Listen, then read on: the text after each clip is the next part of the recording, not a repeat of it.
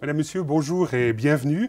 L'aventure de la foi n'est pas un long fleuve tranquille, mais ça peut être parfois un chemin un peu caillouteux où joie, surprise et même parfois déception ont leur place. Louis Schweitzer, bonjour. Bonjour. Alors, on a eu l'occasion avec vous et avec Linda Hoyer de parcourir quelques chapitres de ce petit livre Les crises de la foi.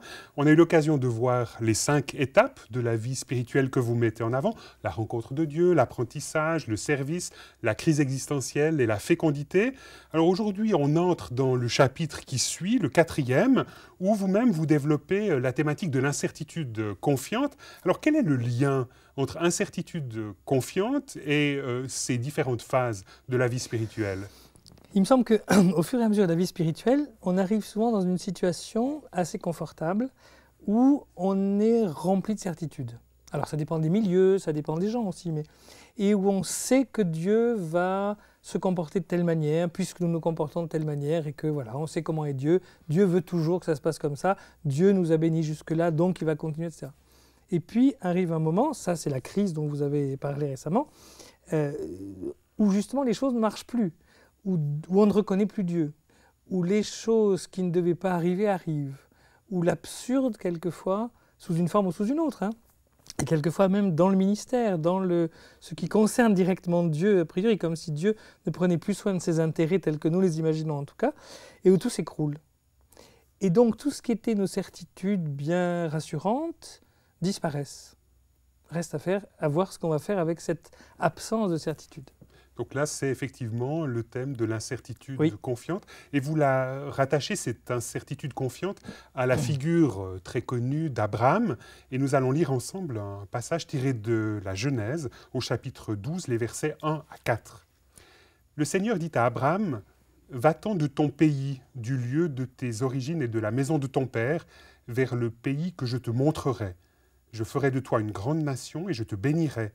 Je rendrai ton nom grand et tu seras une bénédiction. Je bénirai ceux qui te béniront. Je maudirai celui qui te maudira. » Alors, ce qui surprend à la lecture de ce récit biblique, c'est d'une part la brièveté du récit, et puis le fait que Dieu parle, et on a un homme perdu au fin fond de l'Irak actuel qui se met en route, un homme qui devient une sorte de migrant. Alors qu'est-ce qui vous paraît aujourd'hui digne d'intérêt dans cette trajectoire de vie? Alors, ce que je trouve intéressant dans cette incertitude confiante, c'est que pour nous, il nous faut malheureusement souvent un épisode difficile pour entrer là-dedans. Justement, je vous parlais des certitudes qui s'écroulent. Le problème, c'est que nous nous rendons compte, me semble-t-il après coup, que ce à quoi nous n'avons accédé que par une crise, une difficulté, etc., en fait est une situation assez normale de foi.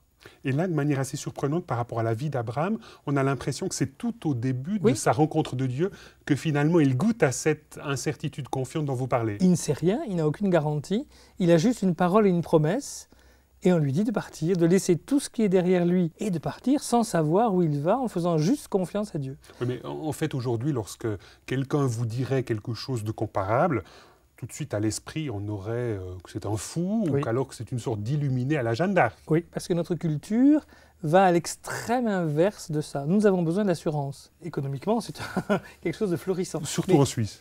Alors peut-être, mais même je crois. Mais on a toujours besoin, au fond, de sécurité, d'assurer ses arrières, etc. Or, il me semble que quelque part, d'une part, dans la foi, et là on le voit avec Abraham, le fait d'écouter une parole et de se mettre en route sur cette parole sans sécurité, c'est la condition même de la foi. Ce n'est pas pour rien qu'Abraham est considéré comme le père des croyants. Mais en même temps, ce qui m'a beaucoup frappé, c'est de me rendre compte que cette incertitude, elle est la réalité humaine. Fondamentale. Fondamentale. Je viens ici en voiture, il suffit de rien, d'une attention d'une voiture qui vient en face, pour que les choses basculent.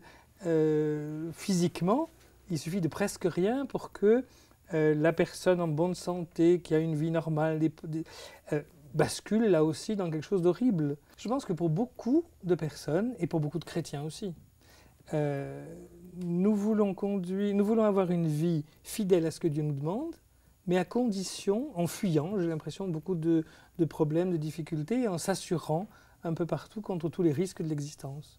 Alors il y a d'un côté cette peur, puis il y a aussi justement le fait de mener une existence, une vie qui soit marquée par le maximum de sécurité. Oui. Est-ce qu'on arrive un peu à dissocier les deux, là, à préciser un peu les différents types de vie, de foi qui sont envisagés? Je crois que enfin, c'est un peu la même chose. Au fond, nous voudrions servir Dieu, mais savoir en gros où nous allons aller. Alors, il y a aussi une peur plus radicale qui peut être simplement le fait de ne pas vouloir que les choses changent. C'est-à-dire que nous demandons à Dieu, nous sommes prêts à le servir à condition qu'il ne nous demande rien.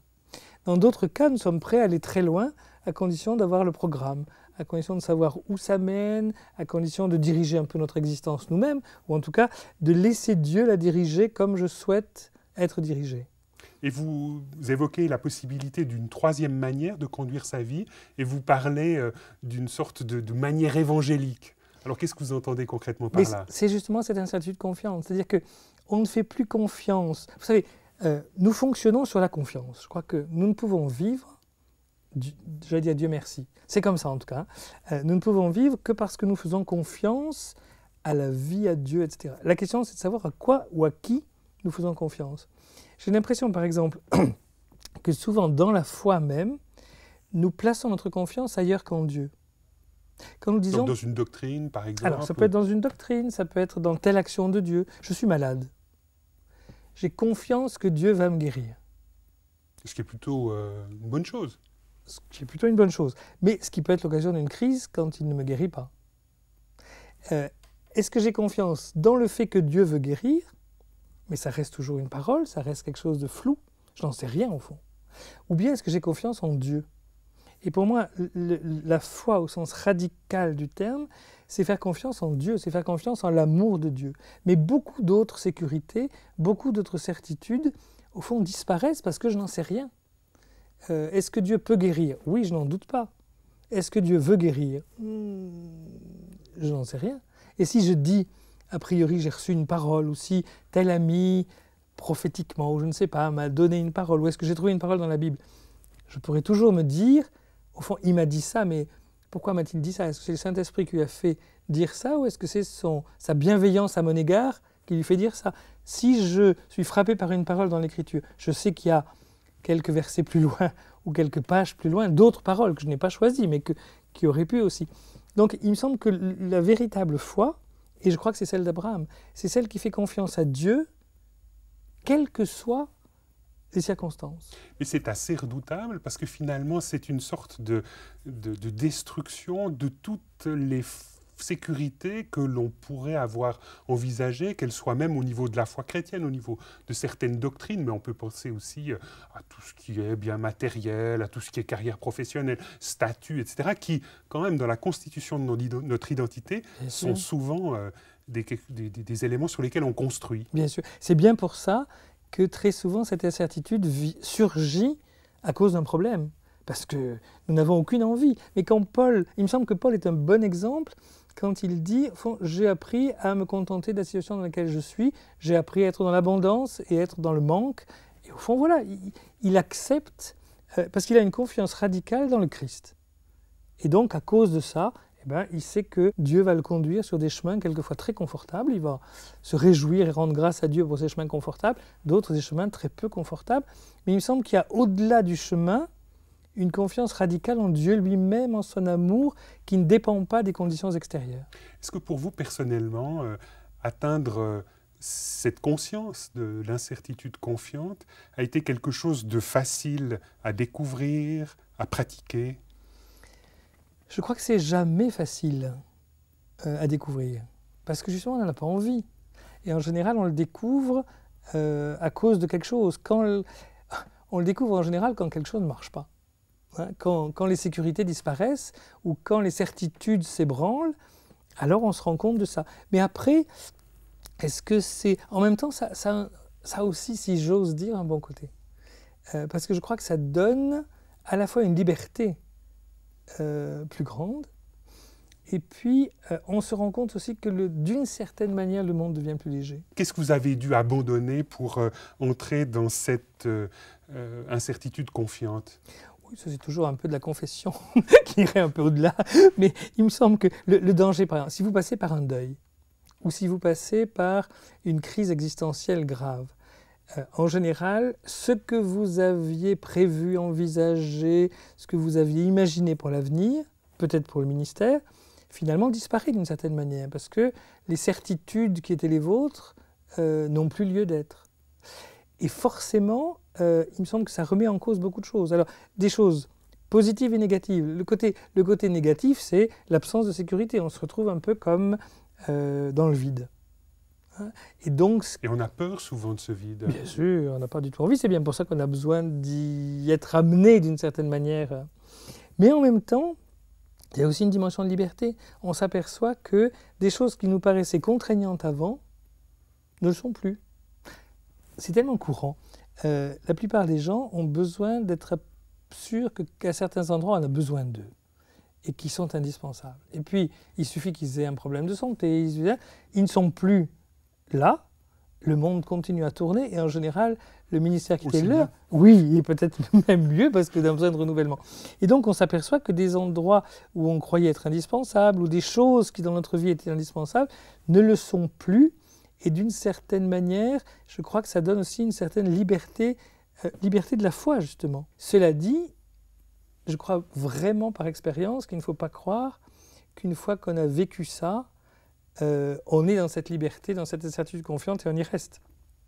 La pesanteur nous fait retrouver des marques, des sécurités, et je crois qu'il y aura probablement à recommencer.